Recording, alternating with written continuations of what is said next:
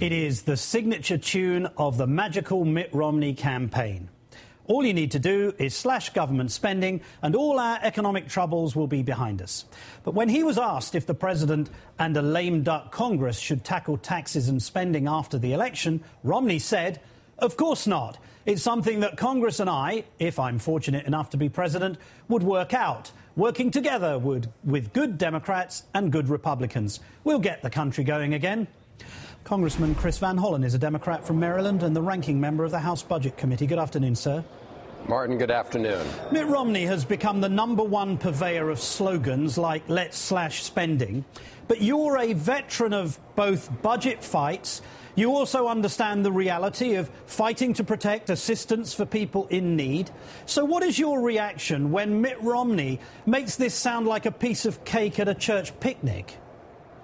Well, Martin, you're absolutely right. I think Mitt Romney needs to go back to remedial math classes because the reality is if you do what Mitt Romney and the Republicans in the House say they want to do, they want to say that folks who are making $1 million a year should contribute nothing more to our effort to try and reduce the deficit. And if you say from the beginning that you're not going to ask anything more of the wealthiest Americans or by ending taxpayer subsidies to big oil companies, then inevitably everybody else and everything else gets hit a lot harder. And that's why the House Republican budget would end the Medicare guarantee, slash Medicaid, which helps provide support to nursing homes, folks in nursing homes.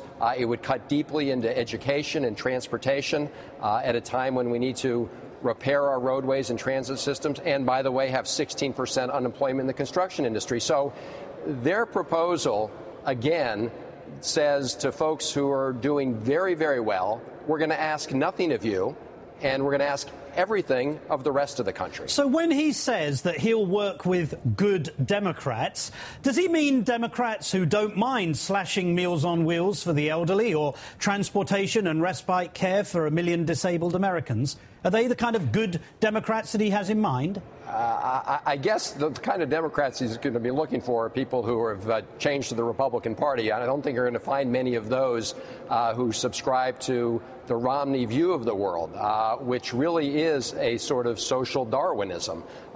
And I recall just a short while ago when he said, well, he doesn't really care about the folks at the top or the folks at the bottom. The folks at the bottom have this safety net. And yet the budget that Romney has embraced, the House Republican budget, slashes the social safety net that he says is available. It would cut deeply into food nutrition programs. It would dramatically cut into Medicaid and into the children's health insurance program. So the reality is when you do the math, you cannot have it all ways. And that's what Mitt Romney's trying to do. And I don't think it's going to go over with the American people at the end of the day. In an interview he gave yesterday, he said that he knows how to read a balance sheet, and that makes him superior to the current president in terms of handling economic policy. But again, he seems confused. He seems to think that you're elected to be president of profits as opposed to president of the people. Well, that's right. I mean, the balance sheets that Mitt Romney is used to reading are the ones that show whether he's returned a healthy return to his investors. And that, of course, was his job, when the job of the president is very different. The job of the president is to make sure the entire country benefits, not just a few preferred investors. And that's where Romney has it entirely wrong. And in fact, if you look at the Romney tax plan and the economic plan and you want to figure out who it helps people like Mitt Romney. It helps folks who have already done very well.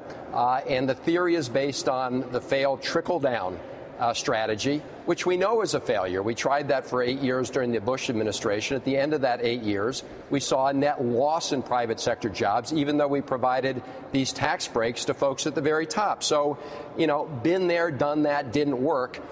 Why would we try it again? Some people would call it voodoo economics. Congressman Chris Van Hollen of Maryland. He's relying on collective amnesia from the American people. Indeed. Thank you, sir, for joining us. Thank you.